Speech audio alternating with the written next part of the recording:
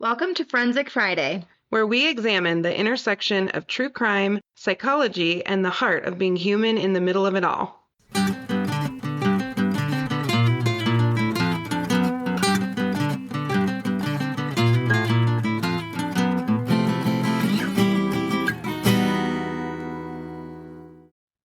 So, by now, all of you have heard the mini about Yes.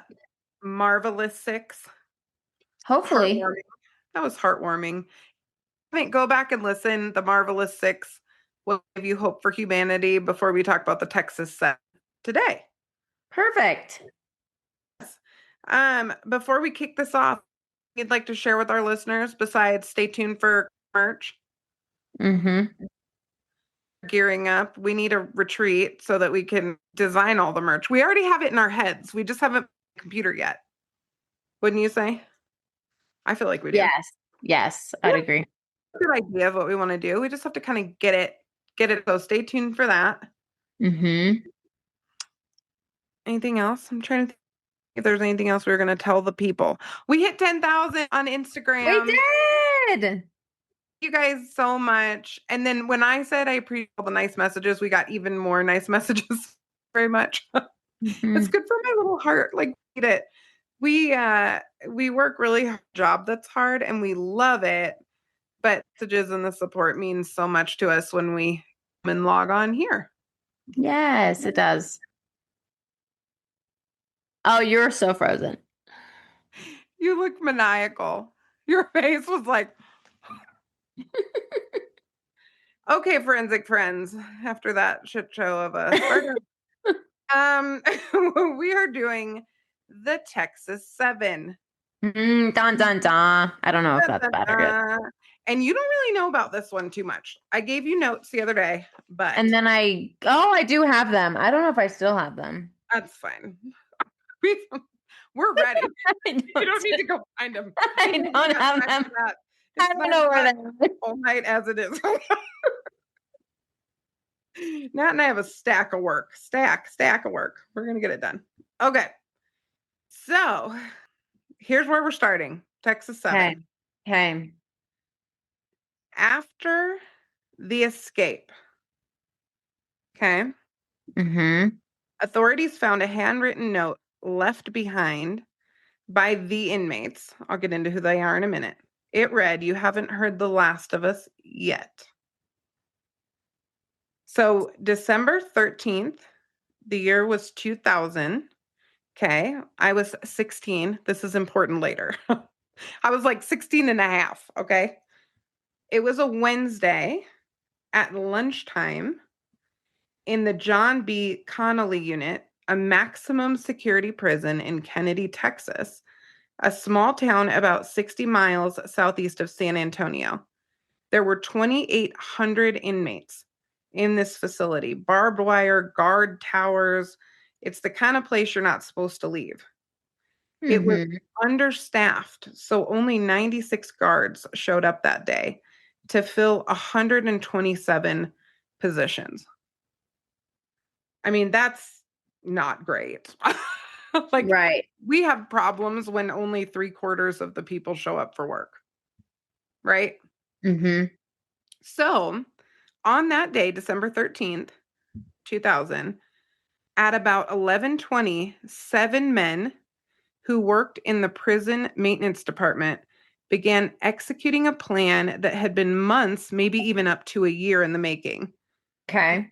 With military precision, they lured and overpowered civilian workers and guards one by one, stripped them of their uniforms, IDs, and credit cards, bound them, gagged them, dragged them into an electrical room, subdued a guard tower, stole 14 handguns, a shotgun, an AR-15, and over 100 rounds of ammunition. And then they drove a stolen prison maintenance truck right out the back gate of the prison, dressed as guards and civilian employees. 7 of the most dangerous men in the Texas prison system were now free, and they Oh were my God. just getting started. Okay. Are you nervous? Yeah. Get ready. Hold on to your butt, as we say. Yes, you say. I've never said that. Well, hold on to it. Nonetheless, hold on to your butt. So, I want to introduce you to the Texas Seven. Okay. Mm-hmm. And these are just a bunch of terrible people. I'm not going to lie to you. Like, it's bad. Mm-hmm. And Garrett asked me a question to keep in mind. In 7 countries around the world, I didn't write down which 7, it is not illegal to escape, to try to escape prison. Now, you will be returned to prison if you're found, but you don't get additional charges for trying to escape prison. And the Mm-hmm. reason is because they feel that people seeking freedom is kind of a human right, so to speak. Right? Mm-hmm. Are you paying attention? What are you working on? No, I'm paying attention. Mhm. I am. Do you have a picture of the guys pulled up? I could see that. Yes. They're a motley looking crew. So, first guy we have is George Rivas, the Okay. mastermind. He was 30 when he got out. He was sentenced to 18 consecutive life sentences, 15 to life for each of them. Mm-hmm. For the crimes, 13 counts of aggravated kidnapping, 4 counts of aggravated robbery, burglary. He was from El Paso, Texas, and he was really the architect of this whole thing. He was Okay. the leader. The picture that I have, I'm trying to find a picture actually that shows their names to their faces because the one that I have just shows their mugshots. Just the mugshots of all of them together. Oh, damn it. Yeah. And he is really an example, I think, of somebody who had nothing to lose. Like, if you're serving Mm. 18 life sentences, why not just do whatever? Mm-hmm. I'm Mm-hmm. actually surprised we don't have more escape attempts. I mean, I'm thankful we don't, but you I know know, there's like some prisons that I'm like, good goodness, like if people oh, escaped from there, we would be screwed. particularly in Colorado, we have some relatively famous inmates in Colorado. 100%. Okay, I found one with their names. Okay, continue. So George Rivas, 30, he's the Okay. mastermind. Okay. Okay. Next guy, Michael Rodriguez, is what we'll call the contractor. He was 38 years old when he got out. He Okay. was serving 99 years to life. His crime initially was he hired someone to murder his wife. His father is the one who left a getaway car outside the prison for them to Mm, get away. So they got out in the truck and then got in this car and took off. okay. So that was Michael's father. Okay. Third, we have Joseph Garcia, the soldier. He was 29 when Hmm. he escaped. His sentence was 50 years for the murder of Miguel Luna, who he'd stabbed in a drunken fight in 96. Oh And he gosh. was from San Antonio, Texas. Okay. Number 4 is the career criminal. I would argue they're all career criminals, but this guy was 38 when he got out, when he escaped. He had been sentenced to 99 years for Jeez. aggravated robbery. He held up an Austin hotel with a sawed-off shotgun. He had the longest rap sheet of anyone in the group. Wow. And what was his name? His name was Donald Newbury. Oh, okay. Donald Newbury. That's number 4, the career criminal.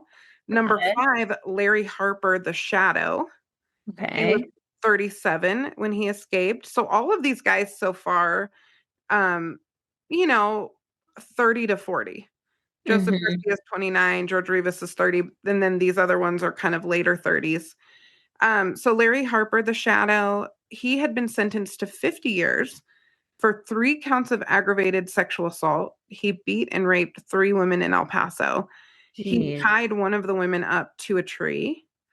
And he did these things after being rejected by these women.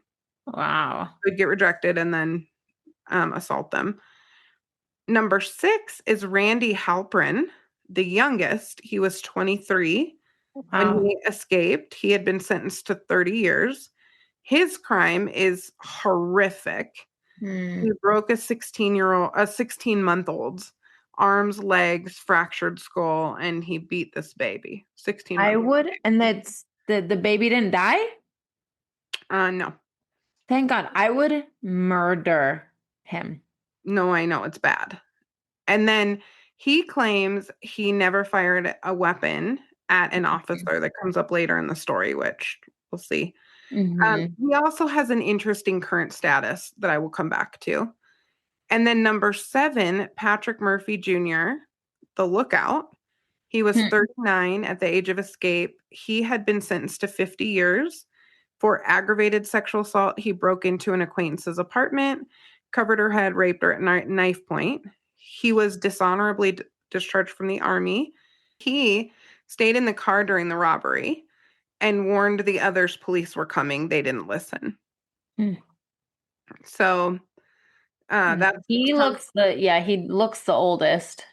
yes, he is. Yep, he's the oldest.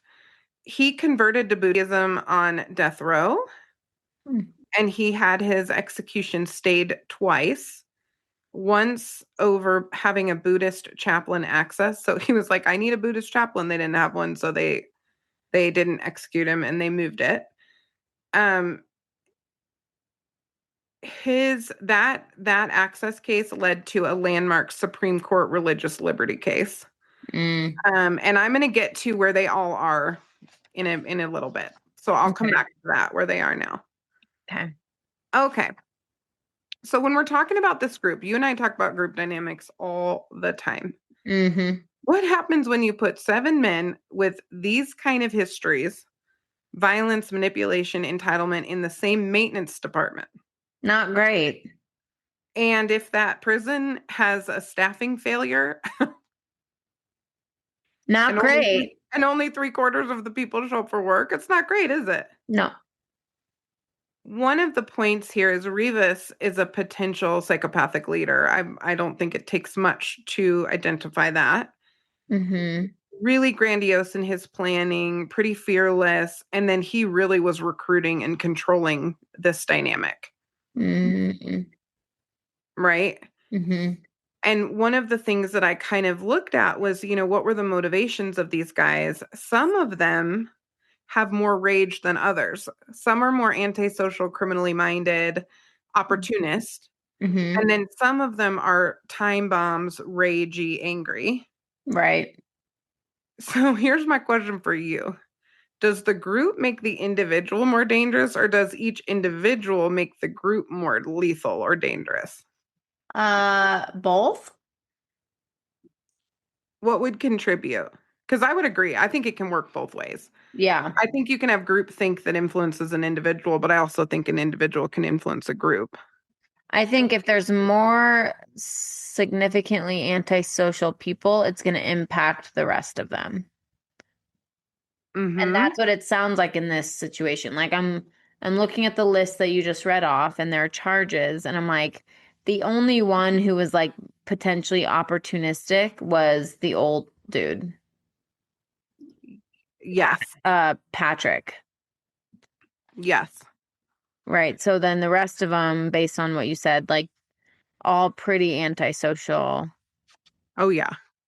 So, you know what I mean? Like if you have, we have 7 people. So if like 5 of the 7 are pretty pretty far on the antisocial spectrum, it's not going to take a lot to convince the other 2.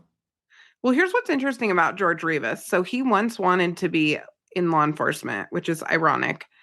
Okay. He also planned intricate robberies. So you have a very clear, probably pretty intelligent leader in Rivas. Yeah. When it comes to Rodriguez, he hired someone to murder his wife. Okay. Right. We got some rage, whatever, but not a super extensive criminal history that I could find. Right. The career criminal, Donald Newberry. Yeah. He is 1000% an opportunist with a huge rap sheet. So here's your antisocial thought leader in the group with Rivas, I think. Well, him and Larry's got enough rage. We'll be right back.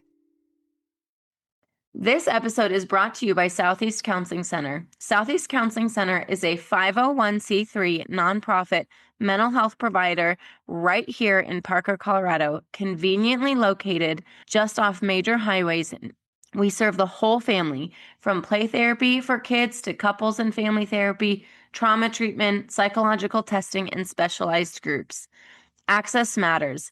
That's why Southeast Counseling Center accepts Medicaid, TriWest, and victim compensation, and also offers a community subsidy program to help people who fall in the gap between Medicaid and traditional insurance coverage. And because we're a nonprofit, every dollar donated by the community goes directly towards providing treatment services for people who need help. Prefer to meet at home? Telehealth is available statewide so anyone in Colorado can access our services. To get started, call 720-842-5553 or fill out our secure web inquiry form at secounseling.org. Southeast Counseling Center, care that is accessible, compassionate, and rooted in the community. Well, Larry's the one with the rage. So I think Donald Newberry, he's the one Yeah. who had robbery. And Yeah. Rivas, those two to me, they are like straight up robbing people, trying to steal money. They're actually a little bit less angrily reactive, which is fascinating to Yeah, me. right. But I think when you look at, okay, Halprin, who hurt Mm-hmm. the child, okay, Mm-hmm. And what then Harper, right? Harper is the other one. Harper is the one who, there, two of them are sexual, Yeah. um, Yeah. sadists, essentially. Harper is the one who was vindictive to rejection. Yep. Vindictive to rejection. Patrick Murphy also had broke into an acquaintance's apartment and raped her, which Right. tells me, I mean, that's entitlement. There's all kinds of stuff happening there. Yeah. And then Joseph Garcia is really interesting because he was violent and drunk, but not necessarily an opportunist or a sexual offender. And he also didn't benefit from his case. Like he wasn't trying to get money or sex. Right. He just stabbed someone like in a fit of rage. Right. So they are different. So when you They think are. about profiling the team, it's Mm-hmm. kind of an interesting case in that respect. So 100%. how do we handle this in treatment now with MRT? Like, why is MRT not a process group? Oh my gosh. Well, because it has some of our most antisocial clients in there. Mhm.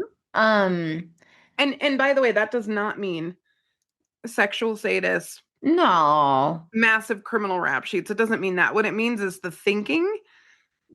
thinking pattern is a little bit tweaked in Yeah, the antisocial direction. correct. Yes. So I think, I mean, yeah, that's why that's why MRT is not a process group. It is curriculum based and it is to focus on retraining your brain to think differently, for Yeah. a lack of better ways to say it. To make pro-social decisions, which would be Hmm. less violation of other people's rights, Hmm. more upholding of societal norms instead of violating those norms, right? Like that kind of stuff. Yeah, one, it's like literally step by step, like, so if someone's goal is to, and Mhm. and you look at some of these people who were robbers, who had robbery under their belt, Mhm. right? So if their goal is make more money instead of going and robbing someone, MRT would slow down your thought process enough to say, okay, well, if you rob someone, what are the what are the chances that that's going to go south? What's a better way that's legal for you to get to these goals that you have? So it literally breaks it all down.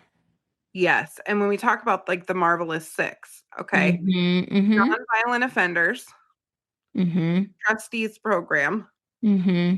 they're not the same.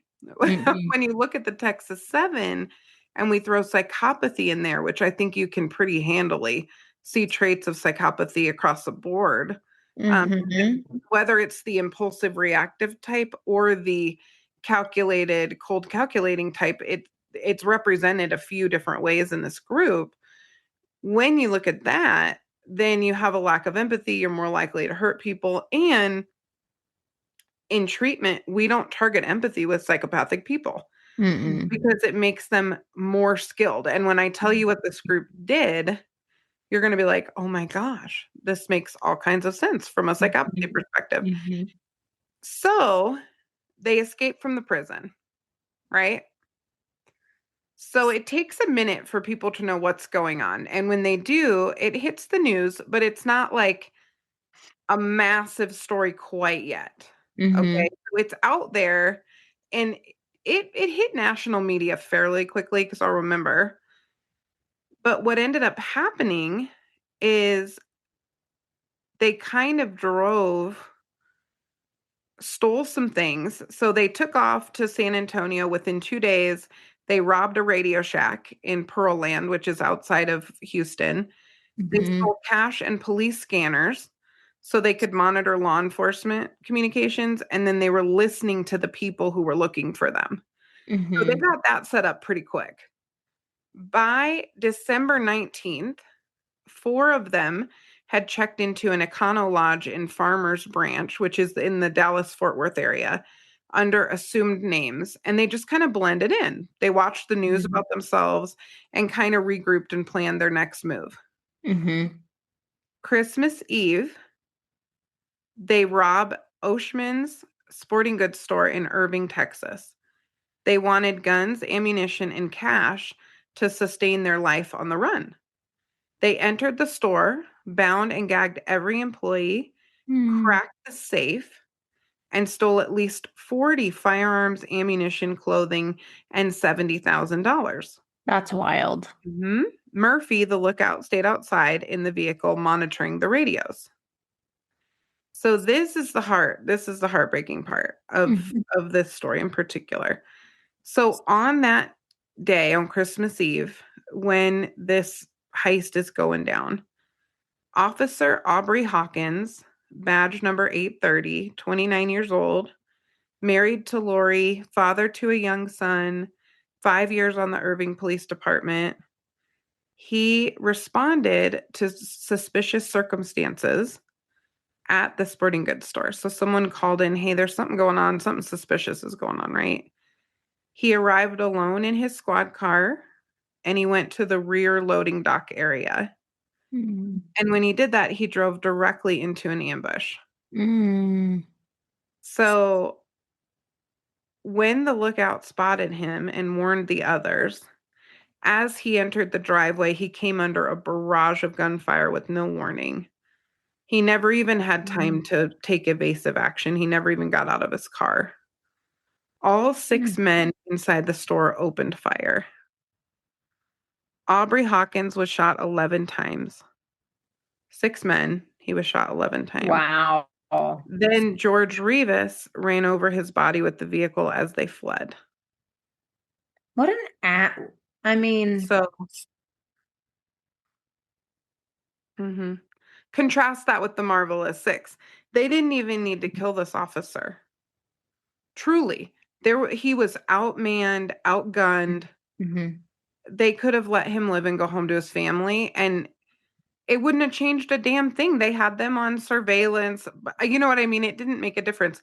They don't care. There was no Mhm. consideration for a human life in that moment Mm-mm. No. whatsoever. No. None. And then Rivas, the ringleader, is the one who ran him over with the vehicle on his way out. What a dick. Mhm. Oh yeah, no, these are bad dudes. Mhm. His wife, Revis is just jealous that he didn't become a cop because he's a idiot. yeah, hey man, I'm good with lots of theories on this one. These are not good people at Mm-mm. all. There's not Mm-mm. a thread of humanity in these people. And here's the other thing, as someone who works with offenders, we hold law enforcement pretty accountable on Mhm. Forensic Friday because if you're going to carry a gun and a badge and have the right to have a firearm, detain people, you got to be about your business. You Yes. really do, and you've got to be accountable. We were at an event last week Mhm. tabling with first responders, and I was reminded yet again of just the sacrifice that these people make to keep us Mhm. safe. And they don't do it because they're power hungry, crazy people. They do it because they love their communities and their families and they want to keep people safe. And so they need to be accountable. But also, this was a father who showed up on Christmas Eve and did something nobody else would do. I wouldn't do it. No one else would do it. Mm, no. Go investigate a bad situation. And sure enough, it cost Mm-hmm. him his life, you know? Mm-hmm. And I don't think we think about that quite enough. And so for me, sitting there with these amazing humans, and hearing about the things that they go through and their families go through, it's just a reminder. Like they run in when everybody else is running out. That's just the Yeah. truth. Yeah, no, they run towards gunfire when everyone's running away. Absolutely. So Mhm. his wife, Lori, Aubrey's wife, Lori, later testified before the Texas Senate that she blames the state for the systemic failures that allowed the escape. Like, absolutely. When 3/4 of the staff show up at a state prison and Mhm. they escape and kill your husband, you're going to have a lot to say about that in the Texas 100%. Senate. So good for you, Lori. 100%. Go get Yeah. them. His mother demanded changes to the Texas Department of Criminal Justice. A street in Irving now bears his name, Mm. Aubrey Hawkins Lane.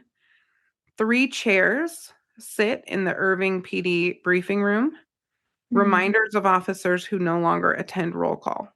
Mm. And I lost a friend. I went to high school with this person. We weren't like super close friends, but we were friends, and it was a small school. And we lost him a couple of years ago.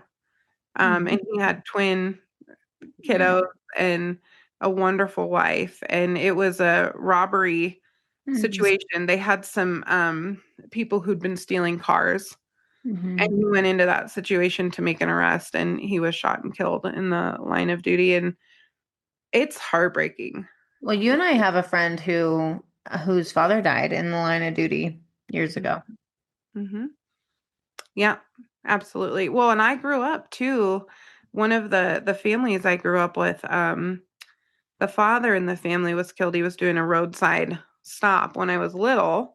And this dad was like super fun and would like line the kids up. He was hilarious. And he was killed. He was checking the trunk, and there was somebody in the trunk who shot him. And so it's just, I mean, Dangerous. I mean, the yes. person we know, her father Hmm. was just like basically signed up for overtime to guard a quinceañera, and someone Hmm. was kicked out and then came back with a gun and shot this officer. Unbelievable. Yeah.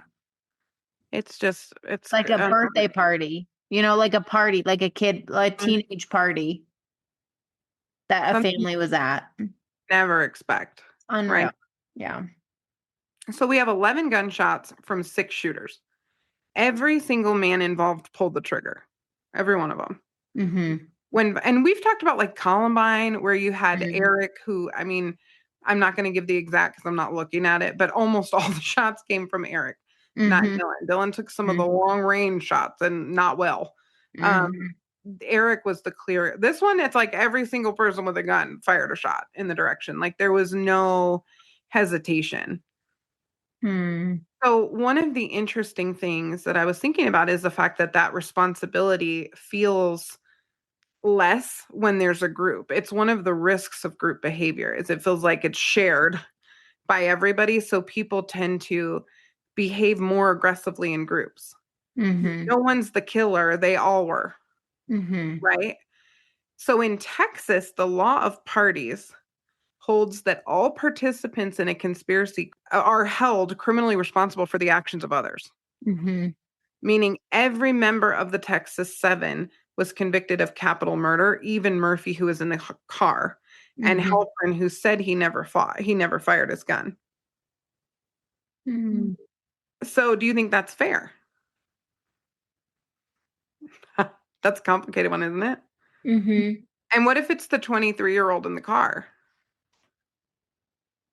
It wasn't. But what if it Mm-hmm. was? What if you've got a bunch of 40-year-olds and a 23-year-old breaks out with him and he's the one in the car and he doesn't fire a shot? Should he be held to the same standard as the ones who fired? We'll be right back. If you work with court-ordered clients, you already know the system can be overwhelming. Documentation, coordination, compliance tracking, billing, on top of actually doing the therapy. That's why we want to tell you about Reliatrax, a one-stop platform built specifically for therapists working in the court-ordered space and voluntary treatment. Reliatrax helps you stay connected with probation and referral sources so everyone's on the same page and your clients get the best care possible without the endless emails, calls, and paperwork.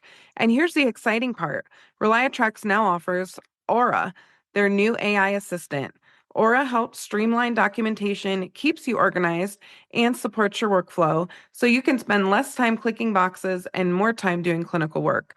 Reliatrax also supports insurance billing, including Medicaid, making it easier to serve both court-ordered and voluntary clients all in one system. No juggling platforms and no workarounds.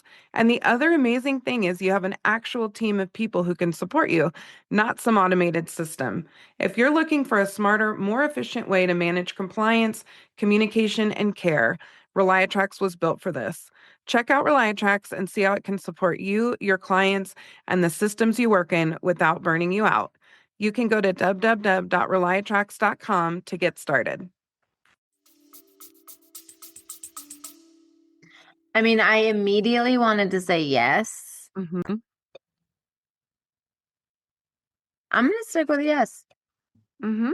I'm going to stick with yes. Yes, because you're there. Mm-hmm. Like, sorry, if you don't fire a shot, I mean, I know this is not necessarily the case, but if you don't fire a shot, it doesn't matter. You're there. Well, I Opinion. tend to agree with you, but I also think, okay, let's say you're 23 with a bunch of 40-year-olds. You break out, they've hired you to be the muscle for whatever, okay? Like maybe to haul equipment, who knows what your job is. The minute they're armed and you're not, you don't have a choice but to go along with it. You do, but you don't. So I'm not saying they shouldn't be criminally culpable, but it gets complicated. Mm-hmm. Now, that was not the And case. here's the thing. Yes, and here's the thing. Yes, no. You broke out of prison. You're with a bunch of other 100%. antisocial humans. Like, play stupid games, win stupid prizes. But I think this Texas law is any conspiracy. Okay. So then you got to look at things littler than this. I'm with you now. Like this one, come on, man. They're all Yeah. like serving basically life sentences. Yeah. This one's not hard to figure out, but it does it got me noodling for a minute about, wait a minute, how does this work in groups? Because I definitely see the value in that from a prevention standpoint. It's like, hey, if you're an idiot and you go to something stupid that's popping off and you're hanging out with these kind of people and they do something stupid, you're in charge of yourself being there and you're going to be responsible for what happens. But What I'll say, but if I've it's a also first time offense, sure. maybe, but then that gets dicey too, because what if somebody hands someone the gun that they then shoot somebody with? What are they liable for? It's just complicated. Like, think about the other cases we've had where it's like, so is it the person who pulls the trigger? Is it the person who made it possible for someone to pull the trigger and the person who pulled the trigger? It gets hairy. So it's I something get worth it. thinking Yeah. about. But in this case, they should all go down. So Yeah. and have and will. So we'll get to that. Great. Perfect. Yeah. Mm-hmm. Okay, so now we're on to the manhunt. Okay, so now it didn't take people long to discover everything that was going on, right? So after the murder of the officer, they vanish. For weeks, nothing. Nothing. The autopsy revealed what happened to Hawkins. The FBI gets involved. ATF files federal weapons charges. The reward went from $100,000 to $500,000. Their faces are everywhere. So finally, almost a month later, January 20th, 2001, America's Most Wanted airs on the Texas 7. They have a segment on the Texas 7. The tip line explodes. It's kind of like with Nancy Guthrie. They showed the Ring doorbell cam and the tip line exploded. This was like this. A viewer recognized them and they were living in an RV park in Woodland Park, Colorado, near Colorado Springs, and they had been posing as Christian missionaries. And if you know anything about Colorado Springs, that would be your best disguise in Colorado Springs would be, I'm a Christian missionary. And they're blaring loud Christian music in this RV park, and one of them was called Brother, Oh and my they were God. having Bible studies. It was a whole thing. Whole thing. Okay. So around this time, this is my little tie-in. Okay. So I grew up in Colorado Springs. You weren't in Colorado Springs quite yet when this happened because No. you're a couple years younger than me. Yeah. But I had just started driving, and I had this weird feeling before they popped up in Colorado that they were in Colorado. Just a weird feeling. Mm-hmm. Now, I was probably a little paranoid because it was everywhere on the news too, and it just Mm-hmm. made me nervous. When they found them in Woodland Park, okay, news breaks, and it was big, big, big news. SWAT teams come down on the Coach Light Motel and RV Park in Woodland Park. Mm-hmm. Garcia Rodriguez and Rivas were found in a Jeep Cherokee, and they were basically followed to a gas station where they were arrested. Halpern was found in the RV and surrendered, but Larry Harper refused to come out. Of As course. agents closed in, he put a gun to his chest and pulled the trigger.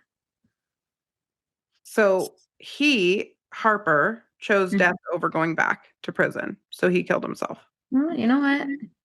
Okay. You know? I mean, it's a choice. He was choosing that anyway. It is a choice, yeah. So the final two. Mm-hmm. So there's still two left. Okay. This is when I'm nervous. So I'm going out to my car those couple days. And Mm-hmm. Woodland Park is not far from the house that I grew up in. Mm-hmm. And I am now driving, and I'm leaving my house at 5:30 in the morning in the dark to go Okay. to school. And my hair's like standing on end. Like I am like freaked out. And I just I knew they were still around. I can't explain to you how I knew it, but I just felt it in my bones, and I was so scared. And it Mm-hmm. was all over the news. And my parents they backed up to a little bit of open space behind their home and where their yard was. And oh my gosh, like I just was convinced they were going to come running around when I was trying to get in my car and steal my car or something. I was just convinced. So eventually on the 23rd to the 24th, so the 23rd I believe is when this part of it happened. Mm-hmm. Newbury and Murphy were tracked to a Holiday Inn in Colorado Springs. So meanwhile, Tina was getting groceries Tina. Tina and I was getting my nails done, and I think she may have joined me getting my nails done. But anyway, the Holiday Inn, it's an old Holiday Inn. It's no Mm-hmm. longer a Holiday Inn. Where these guys were found was in the literal like parking lot of where I was getting my nails done. So all these cops, Oh my everything gosh. I'm scared of, ends up going down in the parking lot. That's Literally, wild. it happened, and I'm like, oh my God. And now I would leave. Because you and I know if somebody starts shooting and it's on, like I would get out of there. The cops would probably have evacuated us. Yes. But it was 2001, and I sat there for a few minutes watching what was happening, and then we got up out of there. But they surrounded. Were there gunfires? No, Okay. because when they found the brown van, Mm-hmm. there was a big standoff for a very long time. And so there were not shots fired that I remember. Mm-hmm. But they didn't rush in there because they had to like evacuate people, and they wanted to capture them, and those two were in there and whatever. So they end up brokering a deal with an anchorman, Eric Singer, to Okay. go into the hotel and do a live phone interview. Okay. Newbury and Murphy used this stage to denounce the Texas criminal justice system. Oh my God. Newbury's famous line was, "The system is as corrupt as we are." And then they surrendered.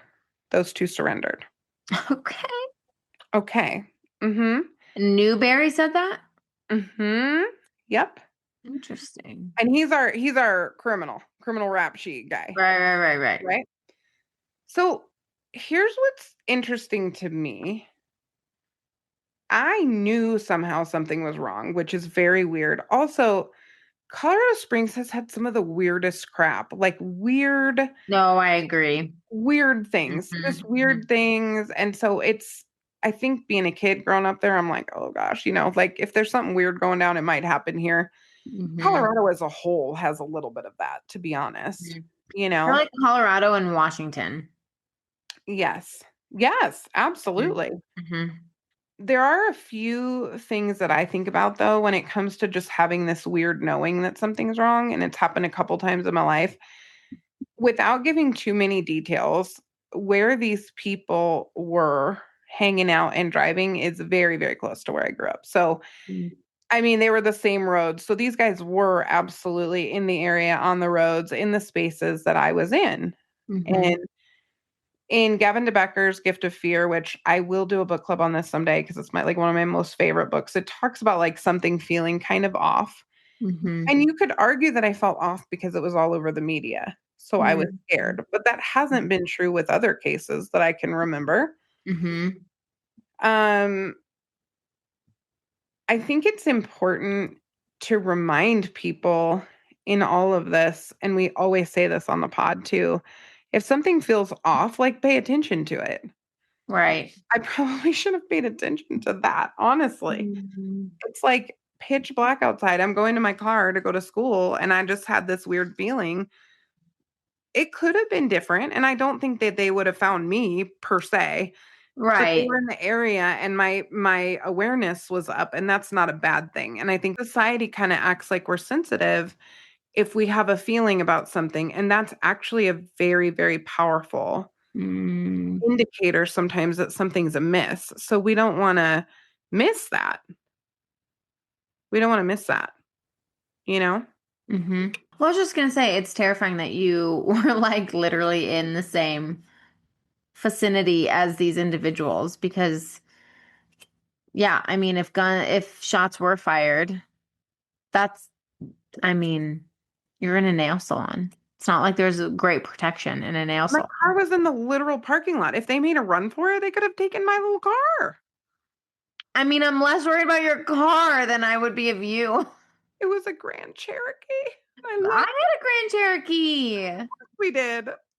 It's what white everybody one. Colorado. Mine was like the prettiest green. Oh my God, you would have Oh, loved of course it was. it. I Yeah. know every girl in Colorado wants a Jeep. And it wasn't a brand new Jeep. That's the best part. It was No, I like know. all broken in and perfect, and you Mine could was a drive it anywhere. mine was a 98. Oh yeah. Mine, I don't even remember what year. Mine was a 96. Yeah, mine was a 98 Jeep Grand Cherokee white with the lines and the gray trim. Oh, so good. So good. Loved it. I'm so Oh yeah. sad I don't have it. At one point, everyone in my family had a Jeep. We had 4 Jeeps at any given time because my brother inherited my Jeep Mm. and I got a Jeep Liberty at one point. My mom had a new Grand Cherokee and my dad had a Wrangler.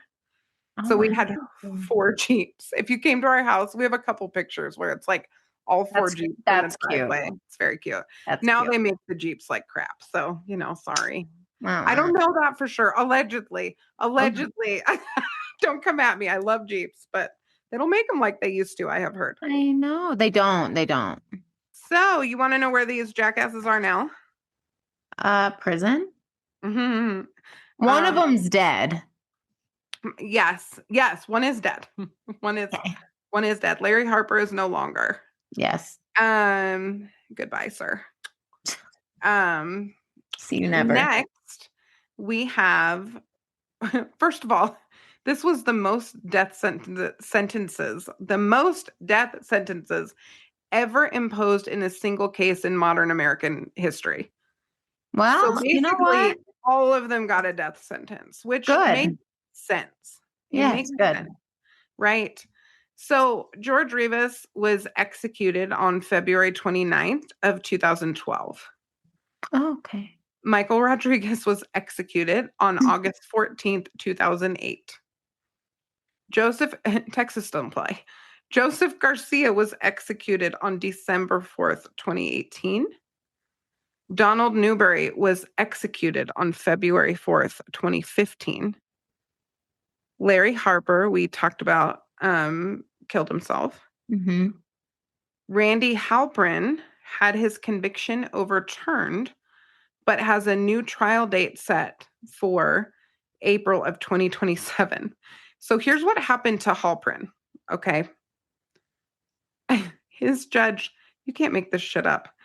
It was not overturned because he was innocent. That's not why the case was overturned. It was overturned because the trial judge, Vickers Cunningham, Jack, Mm-hmm. was found to have harbored deep anti-Semitic bias. He called Halperin the Jew, Randy the Jew, and referred to the defendants with racial and homophobic slurs. So we have like a white supremacist judge. That's great. He vowed to get them all the death penalty. His own brother testified against him. What? Mhm. So this only proves to a degree, okay, Halperin's point, Mm-hmm. right? Or that these guys' point that the system's corrupt. The system is corrupt in many ways. Mm-hmm. We work in it every day, and there's a lot of things that it's trying to do well, but it is corrupt in ways Mm-hmm. because people are corrupt in ways. Mm-hmm. Also, every one of these guys was corrupt in all the ways. So, like, I don't know Yes. that they have a leg to stand on Mm-hmm. either, but that's kind of an interesting part of this case. So he has a new trial that will happen in April of 2027. I think it's extraordinarily likely he will get the death penalty, and on we go.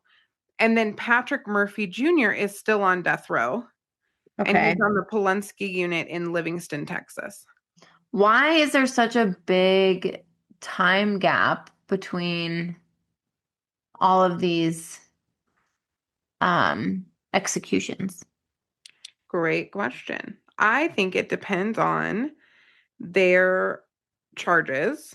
I think Okay. it depends on where they were in their original sentencing too. So like if you pile these charges on top of Joseph Garcia, he was on a 50-year charge for a bar fight murder Mm. versus, Okay. right, if you look at Michael Rodriguez, right, he hired someone to kill his wife. Right.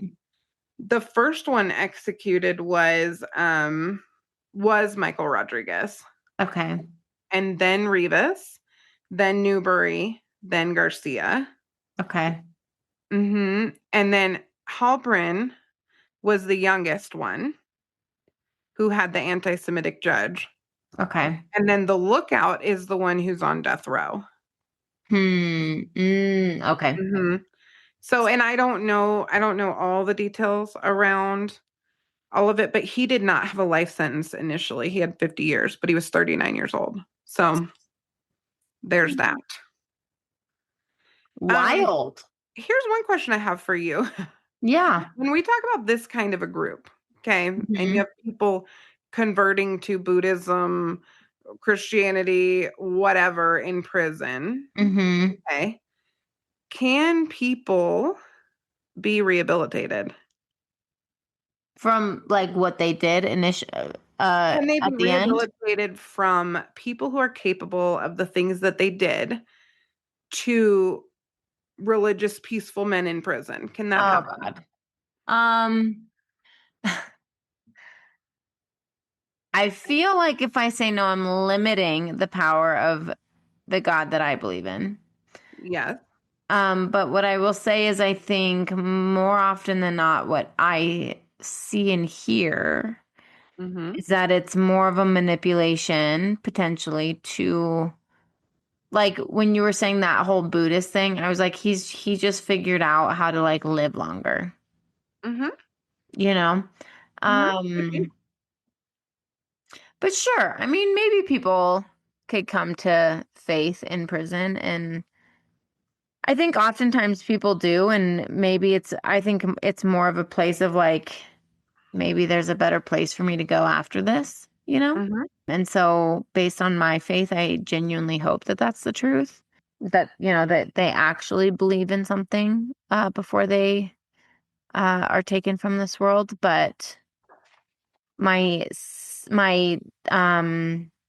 pessimistic side says that it's just manipulative. I get that. I think it feels Not always, but with these guys, yeah. well, people who use things instrumentally, people, Mm-hmm. um, religious constructs, whatever, Mm-hmm. it's hard to believe a transformation in that case because it's the same language they used when they were manipulating, conniving, hurting, whatever. Mm-hmm. I will say, and I think you would agree with this, some of the most calm, interesting, patient people I've ever met have served significant prison sentences. Mm, There's a calm and a grounded presence that they often mhm, have, which is really interesting. And we were talking about this with someone last week, actually, mhm. that one of the things it does is it gives you some level of patience and introspection to Yeah, have to sit in a cell that long. And yeah, it's a pace and a lack of control that most of us will never experience in our lives. right. And so there is something to that I think there is a real transformative environment, not necessarily for the good. I also think Mhm, mhm. people go into radical mental illness and stuff too. Like it doesn't, not everybody responds the same way, but some folks, I would argue most that I've met, do slow down. Yeah, They will yeah. slow down and they can sit in a stillness that the rest of us would be very uncomfortable in. That Mhm, is something I've seen. And it mhm. can be a little unsettling as an evaluator because they Yeah, can just sit and kind of look at you, and it's hard to not pathologize that because everybody else right, is going 100 miles an hour and they're checking their Apple Watch and they're doing all of it, and, right. one of my favorite shows ever is Unprisoned on Hulu, Mhm. and it's Interesting. so good. It has Kerry Washington in it, and it's about her dad getting out of prison and living with her and Mhm. kind of getting up to speed. He was, like, in prison on and off for 20 years or something. Oh, So it's wow. coming out, and it's funny and it's sweet, and I just absolutely Mhm, love it. But mhm, it talks about this, like, wrestling that happens upon reentry and why people go mhm. back and all this stuff, so it's a great show. Yeah. In this case, this level of psychopathy, I would be panning for manipulation Mhm. before I would be seeing transformation, I think, at this stage and Right. after this kind of behavior. Yeah. But who's to say? I don't know that we Right. really get to judge that, but Right. I would be definitely looking for that kind of manipulation because they're a Yeah. scrappy bunch of terrible survivors. Humans, yeah. Uh-huh, yeah. Awful. Awful. Cockroach comes to mind. Like, I mean, these are people who found a way to Cockroach. get out and skitter, right out of Awful. the prison there. Yeah. So, Well, what a legacy. yeah. You know? I mean, cockroach. That's what we referred them to. So Cockroach. here we Pretty are. much. Yep. Thank you for that case. That's a wild case, and also your personal experience to the case. So creepy. I still remember, like, I can still see my car and the pitch black and what was going through my brain. Oh, Like, I believe you. it's just stuck with me. That's wild. I'm surprised I haven't heard about this from you before. You know, Um, we want to fun things for the pod. yeah, no, I get that. Well, thank you for the case. It was a wild ride with the While Texas 7. the Texas 7, bunch of jerks, Marvelous 6, we love those guys. Amazing humans. Amazing. Amazing humans. We love Yeah, them. So, Texas 7, I'm so sorry to say, but you deserve everything you're getting. I'm say bye. Bye, Felicia. Bye-bye. Well, thanks, guys. We'll see you next week, as always. Bye, forensic friends. I'm Janine. And I'm Nat. And as always, thanks for listening and join us next week for more crime, psychology, and heart.